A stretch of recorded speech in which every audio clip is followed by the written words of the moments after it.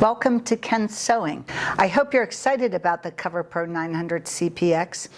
This will allow you to hem up or actually even stitch and quilt fabric together anywhere, just like a regular sewing machine, but it just does two specific stitches. You do get an owner's manual with your Coverpro. Again, we'll be reviewing a lot of the information that's in here, but so you'll have your instruction manual handy right next to your Coverpro. Your Coverpro 900 will do two stitches.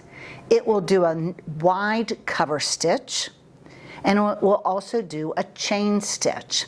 And I liken chain stitches to, in the olden days, sacks of potatoes were sealed with a chain stitch, and now bags of dog food, you'll see a chain stitch that has sealed that together. But it's a great decorative stitch that you can use on a piece of fabric. When you pull your Coverpro out of the box, it is already threaded with some sample thread for you to just get comfortable using your Coverpro. It's set up for the wide cover stitch, so you have two needles that are separated apart a little more than 1/4 of an inch.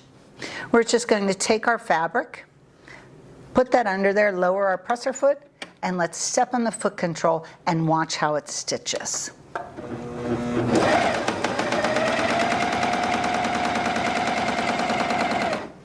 When you get to the end, there are several ways that you can stop stitching on a cover stitch machine. You could actually just stop stitching, raise your presser foot, and while you give your fabric a slight tug, very slight, you're actually going to turn your hand wheel backward, yes, backward away from you. Coverstitch is the only machine that allows you to turn your hand wheel backward, and as you turn that, eventually you'll feel those threads loosen up, they'll pull out easily, and then you have a thread cutter on the side. So this is a classic cover stitch. You see the two threads on top and all this stitching underneath. Probably if you have a knit or a t-shirt on, it's probably been hemmed up with a cover stitch, and this is exactly what it looks like. So the term cover stitch refers to the fact that when you fold up your hem, all this thread on the bottom side, on the looper side we'll call it right now, so on the bottom or the looper side, covers that raw edge of your fabric. So for example, on this piece of fabric right here, so we can clearly see the front and the back. If we fold up the hem like this, and of course we fold the hem up to the wrong side, now we can position this underneath our foot so that we can cover this raw edge on the bottom side. And let's take a quick look at this. So here you can see that edge right there. Let's stitch.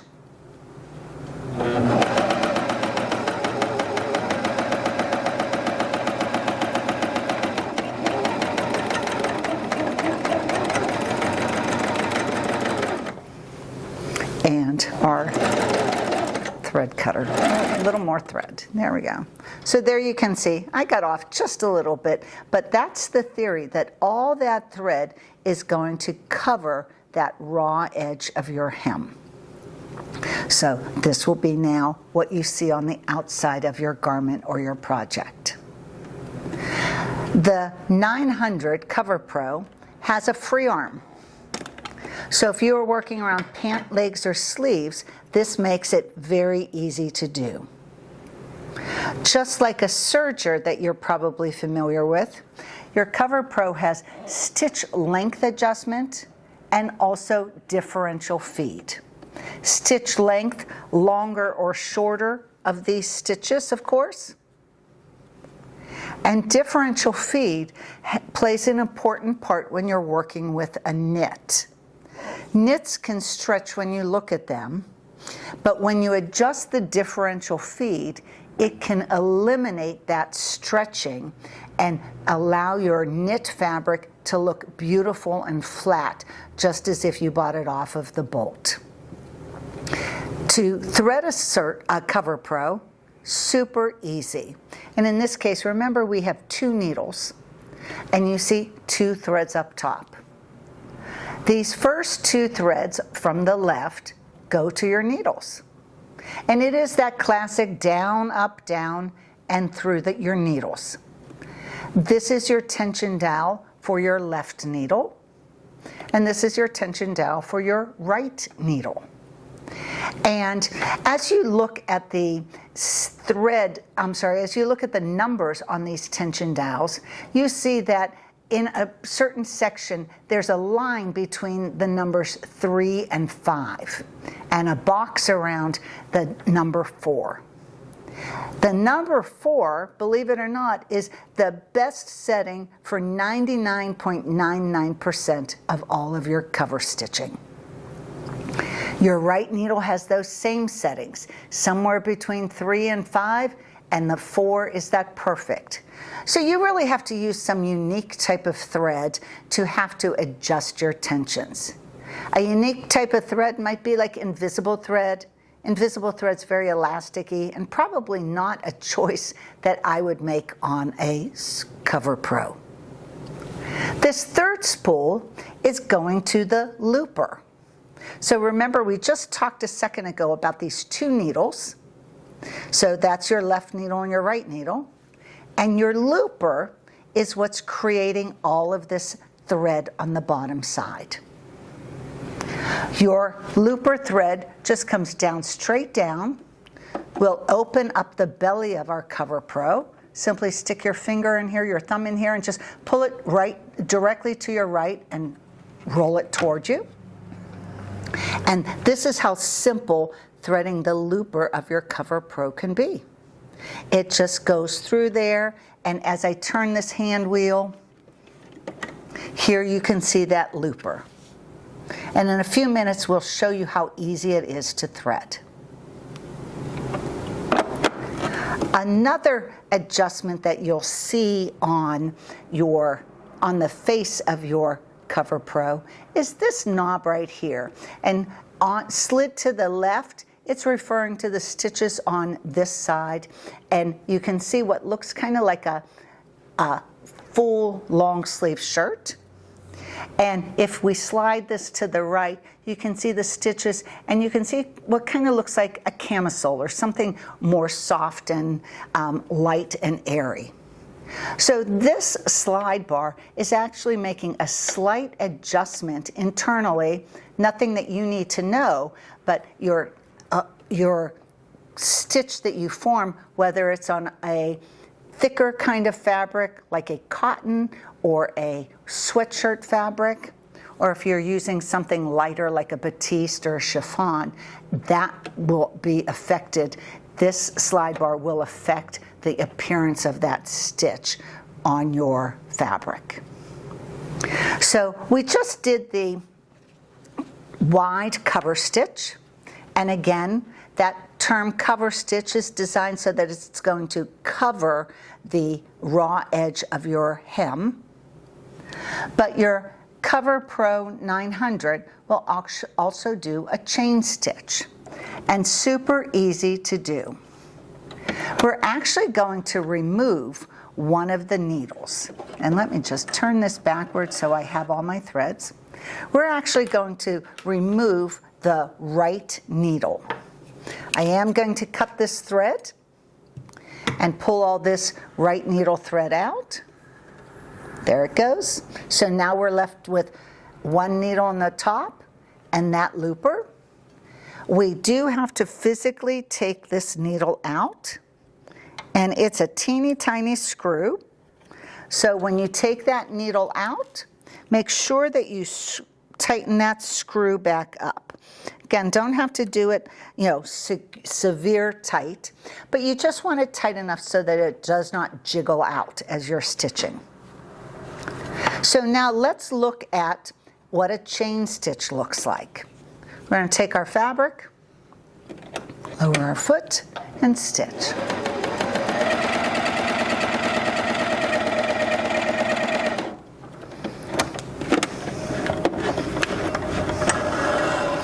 thread cutter on the side. This is a chain stitch. So in essence, a straight stitch on the top and a chain stitch on the bottom. And I say on the top versus the bottom because that chain stitch is being formed on the looper side, but you can certainly use this chain stitch decoratively. So what do I mean by that? So let's say that we were stitching, and this was our top of our project. Maybe we had some quilt batting also, and then this was our backing. So we have our sandwich of our fabric here. This is a great way to quilt or embellish fabric if you're making tote bags or purses or little zipper bags. If you said you want that chain stitch to be on the top side of your project, that top side of your project needs to be facing down on your bed of your machine. So now we'll stitch. Let's again turn that hand wheel backward. So here you can see this chain stitch right here. And that would make a great decorative stitch on any fabric, especially if you experiment with some decorative threads. Your looper, and we're going to talk about this in a minute, your looper has a really large eye for the thread to go through. So that large eye allows you to work with different weights of thread. So there are some thicker cotton threads like a 30 weight or even a 12 weight cotton thread that you might not put in your sewing machine because it's too thick. But you absolutely positively can put that in your looper and get a great decorative stitch on the top side of your project. So how are we going to thread this looper? And the important part, or I don't want to say the toughest part, it isn't tough at all. This is the looper, okay? You might be familiar with the looper if you have a serger at home. And to thread this, we of course just come down. If we turn this hand wheel, you can see there are 3 holes in these 3 metal pieces. And your thread, if you just turn your hand wheel till those 3 holes line up, you can use your tweezers to just quickly put those 3 threads, that one thread through those 3 holes at the same time. But now how do we get this looper? First off, there's a little hook at the bottom. And let me grab my tweezers. Many times, the most convenient place to store your tweezers is right up here. If you put them on your thread tree, I actually remember where they always are. So if you put your tweezers up there, they're nice and convenient for you. There is a little hook down at the bottom here, and you grab that back to front. So it's caught that right there. There is a hole right here. And so I'm going to cut my thread just a shade shorter. And with the tweezers, just makes it easier for me to handle. We're going to put it through that hole. There it is. Pardon my head for 1 second. There we go. Now how are we going to get to the other end of that looper? That's the magic of this gray button down here. If you just pull this toward you, there is the eye of your looper. And you can actually see how big the eye of that looper is, so that makes it perfect for those thicker threads that you might want to use. We're going to put that in through the eye of that looper, front to back. There you go, just like that.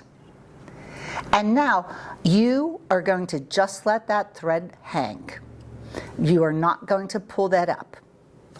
Push your looper back into position. We'll put the tweezers back up there, close this front door, and now we're going to stitch. And remember, we're on our chain stitch, so we just have that one needle.